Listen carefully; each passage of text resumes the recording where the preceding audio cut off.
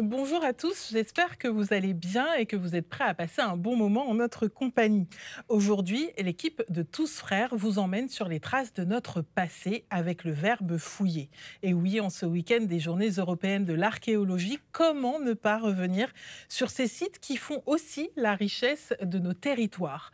Pour le pape François, fouiller des sites archéologiques est un engagement extraordinaire, une véritable vocation afin de découvrir et de mieux connaître la vie des premières communautés.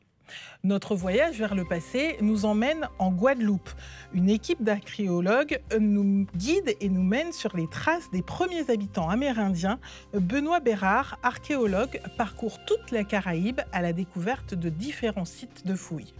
Direction ensuite la Guyane. Notre guide est Yannick Leroux, ethnologue et archéologue. Nous le suivrons sur les ruines d'une ancienne habitation jésuite abritant des esclaves. Un site qui n'a pas encore révélé tous ses mystères. Dans la chronique cette semaine, éclairage sur l'histoire des musulmans en Outre-mer et à travers les fouilles archéologiques. Fouiller, comme dans cette histoire, lorsqu'un jeune bédouin trouve des trésors et plus précisément des jarres remplies de parchemins. Mais serait-ce là un trésor? Vous allez tout de suite le découvrir grâce à Luciano.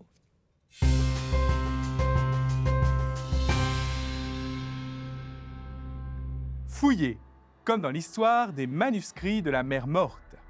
Remontons le fil du temps et allons à la découverte de 3 moments clés liés à ces fouilles historiques. Un jour de l'automne 1947, un jeune bédouin du nom de Mohamed est en train de chercher une chèvre égarée dans les déserts rocailleux près de la mer Morte. Il fouille tous les recoins et lance une pierre dans une petite ouverture de la paroi rocheuse pour attirer l'attention de la chèvre. Voilà que Mohamed entend un bruit de poterie brisée. Intrigué, il s'approche et entre dans la grotte. Il trouve des jarres en argile remplies de parchemins. Ignorant la véritable valeur de sa trouvaille, il vend ses manuscrits à un marchand local. Une vente qui ne va pas passer inaperçue. À partir de 1949, des fouilles plus approfondies sont menées dans la région de Qumran. Les archéologues y découvrent presque la totalité des textes de l'Ancien Testament. Et parmi ces manuscrits âgés de plus de 2000 ans, le plus grand trésor reste sans doute le rouleau d'Isaïe. 17 feuilles de cuir cousues ensemble, bout à bout, d'une longueur totale de 7,30 mètres. Mais ce n'est pas tout. La fouille du site a permis également la découverte de monnaies, de céramiques et d'autres objets de la vie quotidienne datant du IIe siècle avant Jésus-Christ. En 1965, à Jérusalem, est construit le sanctuaire du livre, véritable forteresse pour les manuscrits de la mer Morte. Ce sanctuaire est couronné d'un dôme qui reproduit la forme d'un couvercle de jarre, comme celui des jarres où l'on a trouvé les manuscrits. C'est une occasion unique pour des milliers de croyants, juifs et chrétiens, de découvrir ce trésor inestimable qui nous replonge au cœur du monde que Jésus a connu. Ainsi, grâce à ces nombreuses fouilles, des trésors du passé ont été retrouvés. Par ces parchemins, c'est tout un peuple de croyants d'hier qui témoigne. Et on en parle encore aujourd'hui. Et nous accueillons tout de suite Aurélie. J'ai failli dire un trésor, mais nous n'avons pas fait beaucoup de fouilles archéologiques. Bonjour Muriel. Bonjour Aurélie. Faites pas la blasée, c'est bien que vous soyez un trésor.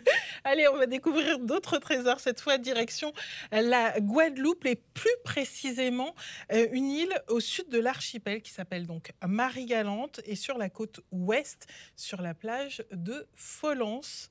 C'est proche de Saint-Louis. Exactement. Et nous avons rencontré, regardez, cet homme. C'est Benoît Bérard. Il est archéologue et maître de conférences à l'Université des Antilles. Nous avons suivi son équipe composée d'une quinzaine de scientifiques sur le site de Folens. Alors, dites-nous en plus sur Folens. Alors, quand on parle de Folens, on pense aux longues plages de sable blanc.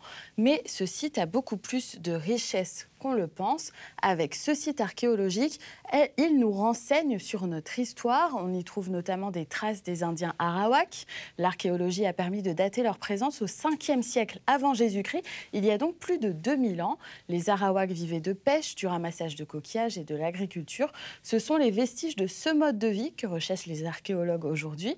Et la chance qu'on a eue, c'est d'être témoin de nouvelles découvertes. En quoi l'archéologie permet-elle aux scientifiques d'étudier ce pan de notre histoire si peu documenté? Que disent ces fouilles de ce que nous sommes aujourd'hui? Reportage de Damien Lansade.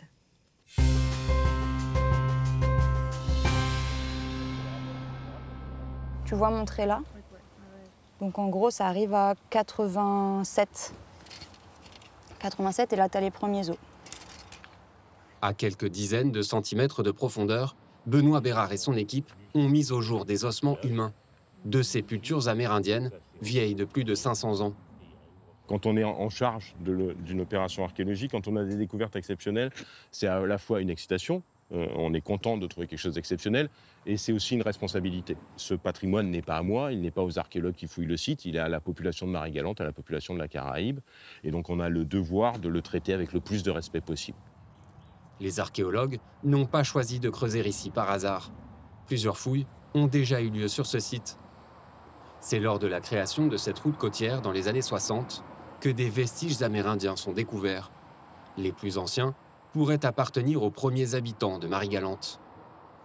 Donc un peu partout en surface, on trouve des restes alimentaires, des petits coquillages que les Amérindiens ont mangés et qui ont été remontés par les crabes. Et c'est ces éléments, entre autres, qui nous signalent la présence des vestiges archéologiques plus profonds qui, eux, n'ont pas été perturbés. Les premières fouilles ont été menées par le père Maurice Barbotin. Ce missionnaire de la congrégation du Saint-Esprit est l'un des pionniers de l'archéologie en Guadeloupe. Et il a fouillé une vaste zone de 200 mètres carrés où il a mis en évidence au moins 3 phases d'occupation. Nous sommes de retour, 60 ans après le père Barbotin, pour réévaluer ce site. Les archéologues pratiquent ici ce qu'on appelle de l'archéologie programmée, c'est-à-dire qu'ils fouillent un site dont ils connaissent déjà l'intérêt avec l'objectif de développer des connaissances scientifiques. Par contraste avec ce qu'on appelle l'archéologie préventive, qui est réalisée quand les sites sont menacés par les destructions, par le développement moderne, si on veut faire une route, ces choses-là. Donc nous, l'équipe, elle a 2 ambitions. Elle a une ambition scientifique de production de la connaissance, et après, elle a une autre ambition, qui est une ambition de formation.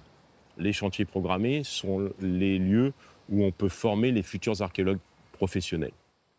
C'est la première fois que Félix, étudiant en 3e année d'histoire en Martinique, se sert d'un tamis d'archéologue. C'est très intéressant parce que ça me permet de voir l'aspect plutôt terrain, puisqu'on a eu beaucoup de cours assez théoriques. Et surtout, techniquement, on a quand même une part de société amérindienne dans notre héritage. Puisque, en tant qu'Antillais, nous sommes un mélange de pas mal de cultures. Amérindienne, européenne, africaine, indienne, même si c'est plus vers le 19e siècle. Mais voilà, moi, je trouve ça plutôt intéressant parce que il y a quand même peut-être une part de nous dans ceux qui étaient là avant, et même si on n'en a pas forcément conscience. Benoît Bérard était lui-même encore étudiant lorsqu'il a découvert les Antilles. Ici, l'archéologue s'est tout de suite senti utile. Je suis attaché à la fonction sociale qui est la nôtre. On reconstruit l'histoire, on reconstruit le patrimoine des gens.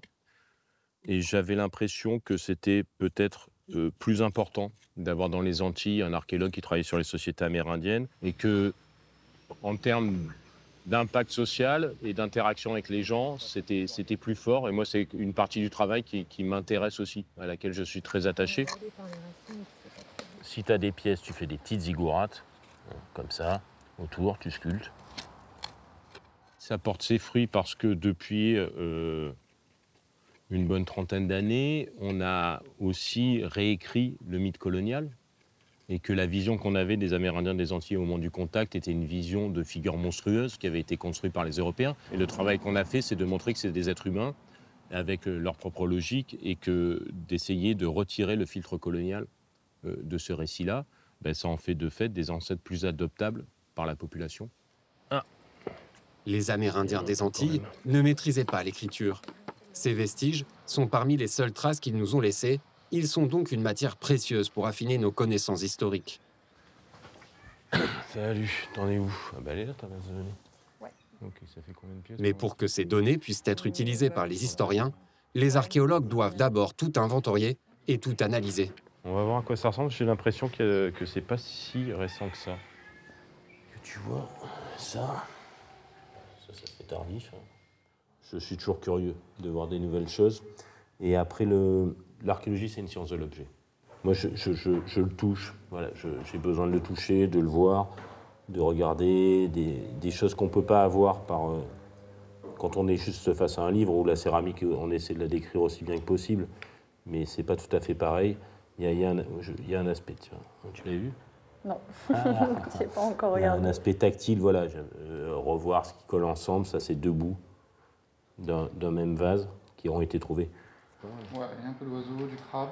Dans ces sachets, les archéologues ont rassemblé et classé tous les restes de petits animaux trouvés lors des fouilles.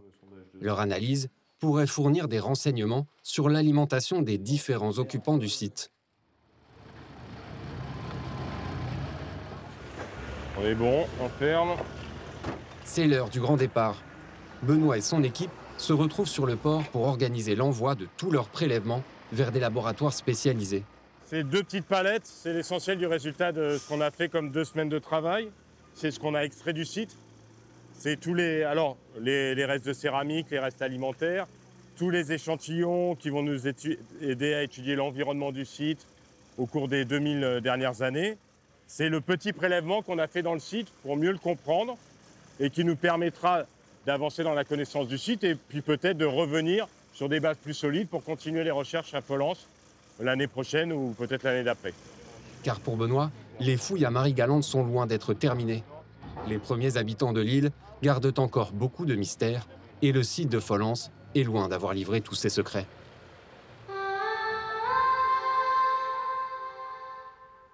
Nous allons continuer à parler de fouilles archéologiques avec notre invité.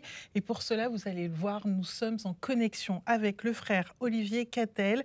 Et nous avons la chance d'être avec vous parce que non seulement vous êtes frère dominicain et bibliste, et qu'en plus vous vivez au plus proche de votre passion, c'est-à-dire Jérusalem. Alors, vous enseignez et vous étudiez à l'école biblique et archéologique.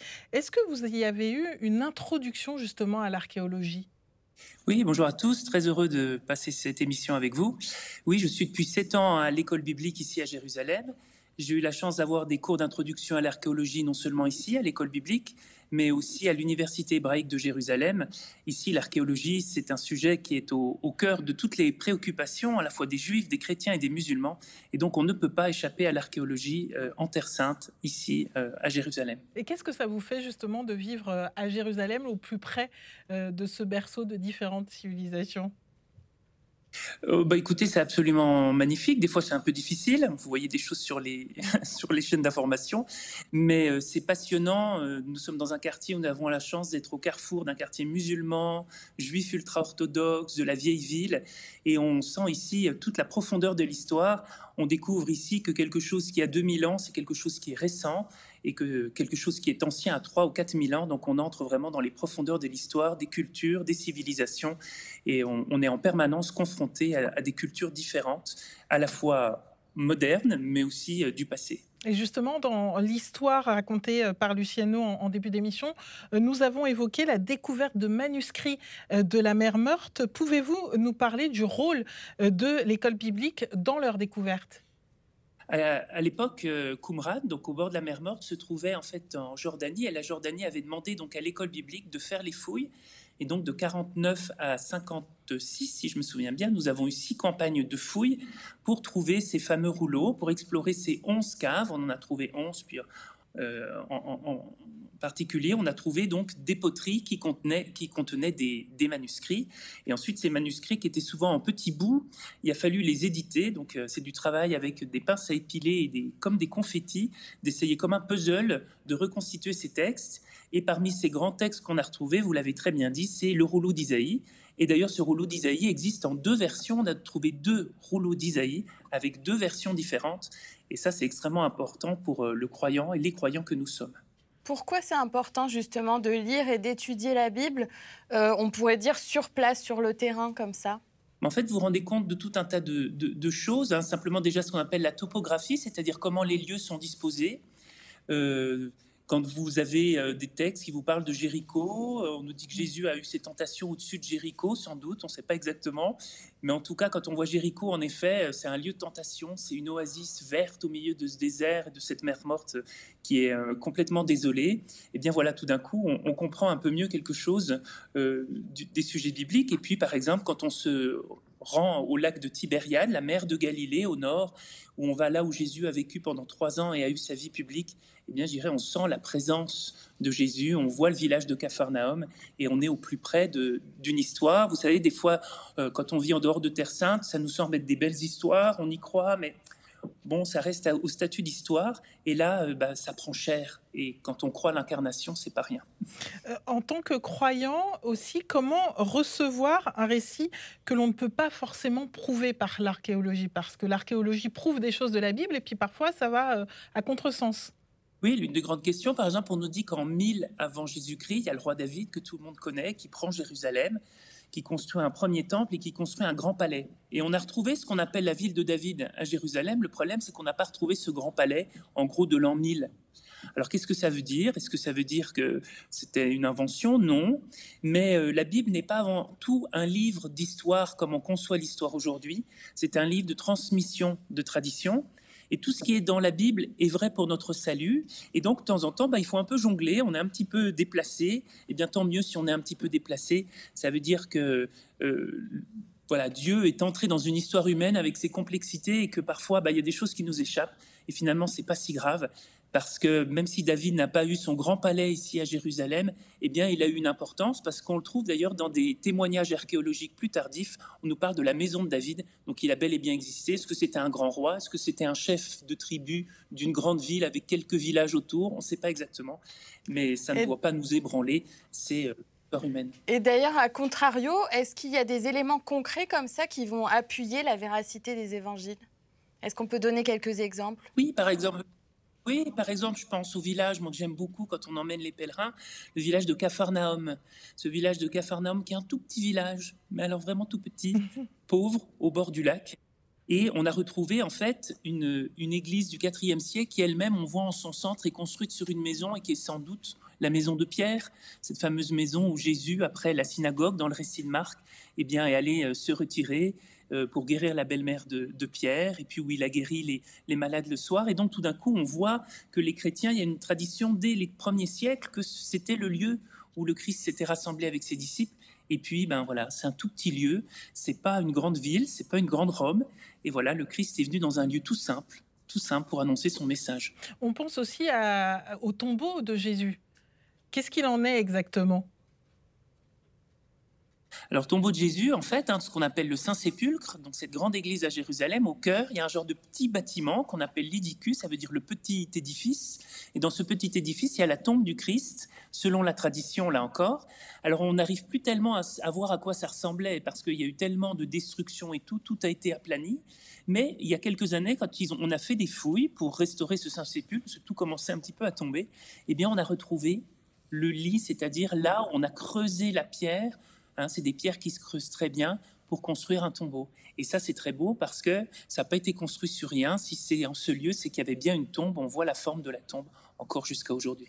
Merci beaucoup, frère Olivier Cattel, pour toutes ces précisions. Et puis, je rappelle que vous étiez donc en direct de Jérusalem et que vous êtes frère dominicain et bibliste. Merci encore. Notre portrait cette semaine nous emmène en Guyane. Et oui, après Jérusalem, la Guyane, on voyage dans cette émission. Plus précisément à Rémire-Montjoly, près de Cayenne. Rencontre avec un passionné également d'archéologie. Il travaille sur le terrain depuis 4 décennies. Exactement. Ce passionné, regardez, c'est Yannick Leroux. Il est ethnologue et archéologue et il est aussi fondateur de l'APAG. Je ne vais pas me tromper, c'est l'Association pour la protection du patrimoine archéologique et architectural de la Guyane, qui assure donc la promotion de l'archéologie sur le territoire. Et qu'est-ce qu'il va nous faire découvrir donc? Alors, il nous emmène sur le site archéologique de l'habitation Loyola, qu'on voit ici devant lui. Ancienne plantation coloniale, dirigé par les Jésuites, occupé entre 1668 et 1769. Il travaille à la découverte et à la mise en valeur de ce site. Les fouilles officielles ont commencé en 1994. Et grâce à ces fouilles, on a pu trouver un hôpital, une chapelle, un cimetière et même un quartier des esclaves. Mais que nous raconte ce site archéologique de l'histoire de la Guyane et de son identité? Reportage de Maxime Lequeux.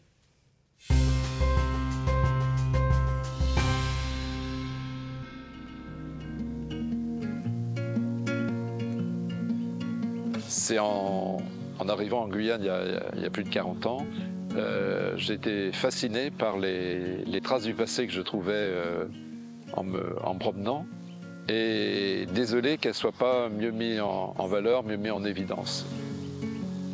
La première fouille en Guyane, ça remonte à 1983, donc c'est au siècle dernier. Ce qui est passionnant dans cette discipline qu'on appelle l'archéologie historique, c'est qu'on a à la fois les textes et puis il y a ce qu'on découvre. Donc mettre ensemble ces différents éléments pour leur donner du sens, on est moins frustré que l'archéologue préhistorique qui, lui, n'a que sa hache polie ou taillée pour essayer de comprendre. Ici, nous sommes au cœur de l'habitation Loyola. Au XVIIIe siècle, cette plantation était quelque chose de très vaste. La découverte, c'était en 1988, avec un ami qui était topographe. Il a retrouvé les vestiges noyés complètement dans la forêt. À l'endroit où nous sommes, on produisait la moitié du café, la moitié du cacao en 1736. La sucrerie était bien sûr la plus importante de la Guyane. Et à l'échelle coloniale, il y a la présence des religieux, avec l'esclavage, de près de 500 personnes, qui est un chiffre absolument considérable dans l'histoire de l'esclavage. Alors ce bâtiment, c'était en fait la chapelle de Loyola. C'est des vestiges extrêmement précieux parce que c'est le seul édifice religieux remontant aussi loin dans l'histoire de la Guyane. Tout a été construit à partir de la chapelle. Cette cour qui est là est l'équivalent d'une cour de cloître pour un monastère. En arrière, le cimetière. Donc là, il y a vraiment cette dimension religieuse qui n'existe pas sur les autres habitations, qui ont une vocation purement et exclusivement productiviste.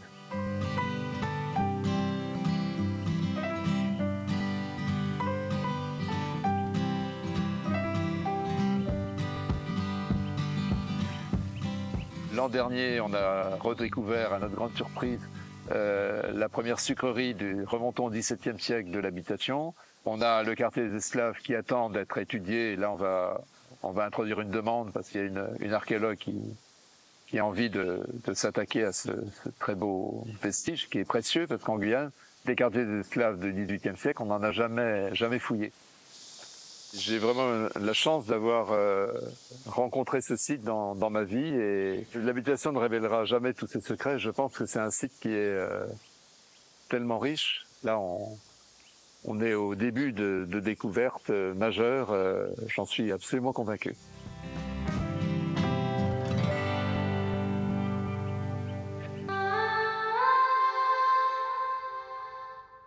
Et voici donc l'heure de la chronique de la semaine avec vous, Aurélie. Alors, nous allons chez les musulmans et on sait que l'enveloppe corporelle est sacrée. On ne touche pas aux sépultures dans l'islam. Alors, est-ce qu'on peut être archéologue en étant musulman ? Alors c'est vrai que la question se pose oui et non. Un musulman ne peut pas exhumer un corps, ça c'est sûr. Pourtant, le Coran demande aux hommes de s'appuyer sur les connaissances des anciennes civilisations pour en tirer des leçons. Donc pour un musulman, être archéologue dépend surtout de ce qu'il va chercher. D'accord. Et est-ce que l'archéologie a-t-elle servi à comprendre l'évolution de l'islam ? Tout à fait. On a même des découvertes très récentes, regardez, comme ces vestiges d'une mosquée datant du 7e ou du 8e siècle à Rahat, en Israël. Elle a été découverte en 2022. Ce serait l'une des plus anciennes mosquées du monde. Les fouilles ont permis d'identifier la Qibla. Regardez, la Qibla, elle est juste ici. C'est la direction de la Mecque, vers laquelle prient tous les musulmans. Les bâtiments aux alentours ont permis de montrer la cohabitation chrétienne et musulmane à cet endroit. Une découverte déterminante pour comprendre la propagation de l'islam à la fin de l'ère byzantine. Et on sait également que les Arabes étaient de grands mathématiciens, astronomes. Est-ce que l'archéologie permet d'en savoir plus sur la pratique justement de la science dans l'islam ? Totalement. Et là, on a un autre exemple, celui de l'observatoire de Maraghe. Regardez, il date du XIIIe siècle, lors de l'invasion mongole dans le golfe Persique. Et ces vestiges nous renseignent sur le procédé des astronomes, notamment avec ce cadran. Alors, cette rampe, là, est une partie d'un quart de cercle gradué d'une vingtaine de mètres qui servait à mesurer la distance des étoiles. Passionnant. Et est-ce qu'en Outre-mer aussi, les fouilles permettent de retracer l'histoire des musulmans ? Tout à fait. Et à Mayotte en particulier, les fouilles archéologiques ont débuté en 1975. Elles ont notamment permis de déterminer l'arrivée des premières occupations de l'archipel, en tout cas au 8e siècle. Et on a une photo d'un site. Regardez, c'est Dembéni, Ironibé. On a trouvé des pièces importées ici de tout l'océan Indien, donc de la vaisselle de pierre malgache, des importations chinoises, mais également arabes et persanes, notamment des objets comme celui-ci. Regardez, certainement une fiole contenant du parfum d'Orient. Pour les archéologues, ces objets prouveraient la présence de marchands qui achemiнаient du cristal de Madagascar jusque dans les califats du Caire et de Bagdad. En résumé, les fouilles archéologiques ont permis et permettent encore de comprendre l'histoire des cultures arabo-musulmanes. En Outre-mer aussi, où les archives écrites sont peu nombreuses, l'archéologie représente un outil de compréhension de notre histoire et de nos traditions. Merci Aurélie. Et nous l'avons vu, nos territoires regorgent de richesses archéologiques. Regardez sur le site d'Outre-mer, la première, un article nous explique comment 2 squelettes d'Amérindiens ont été découverts juste avant les travaux de la construction d'un pont dans le cadre de fouilles préventives, des vestiges cartographiés et prélevés. Et pour finir, je vous propose une revue qui nous apprend comment décoder l'histoire en fouillant donc les pays de la Bible, car depuis 200 ans, de nombreuses découvertes ont été faites entre l'Égypte et la Mésopotamie. Voyage donc dans cette archéologie qui nous aide à mieux connaître l'histoire d'une terre qui a donné naissance à la Bible et à l'identité juive. Et à vous, l'archéologie vous a-t-elle appris des choses sur votre histoire ? Répondez-nous sur nos réseaux sociaux et sur notre site internet tousfrères.tv. Et vous, Aurélie, est-ce qu'il y a une découverte archéologique qui vous a marqué ? Moi, je me rappelle d'une découverte. C'était, alors j'étais encore au lycée, on m'avait parlé de fouilles archéologiques dans la vallée secrète. C'est à Sillaos, à La Réunion, donc à plus de 2000 mètres d'altitude, un site quasiment inaccessible. C'était incroyable. Alors, déjà, il y avait le côté mystérieux de cette vallée secrète dont on parlait. Et puis, surtout, c'était les premières fouilles dans un site où avaient vécu les Noirs-Marrons. Donc là, on touchait du doigt, en plus, quelque chose de très concret sur leur mode de vie. Et puis, j'avais presque le sentiment de partager avec eux leurs forces, leur détermination, leurs espoirs aussi, avec la découverte de ce site-là. C'était vraiment incroyable. C'est vrai qu'il y a des lieux comme ça qui nous touchent et qu'on a l'impression de revivre un peu l'histoire. Moi, par exemple, quand je vais en Martinique, à Saint-Pierre, ça se trouve dans le nord de l'île, on appelait ça le Petit Paris. Puis en 1902, il y a eu l'irruption de la montagne Pelée. Et du coup, il reste plein de ruines de l'ancien théâtre, du cachot de Siparis, qui était un prisonnier et qui d'ailleurs a été l'un des seuls survivants de cette éruption. Et il y a comme ça des lieux qui nous touchent, il y a une atmosphère. En tout cas, ce qui est sûr, c'est que l'on soit de Martinique, de La Réunion ou même dans tous les autres territoires d'outre-mer, les sites archéologiques permettent de mieux comprendre notre passé pour savourer notre présent, en espérant que cela vous inspire. Belle semaine à vous et à bientôt. L'amour à gogo, c'est à l'amour nous à l'oubon, on y même savait qu'il le coco.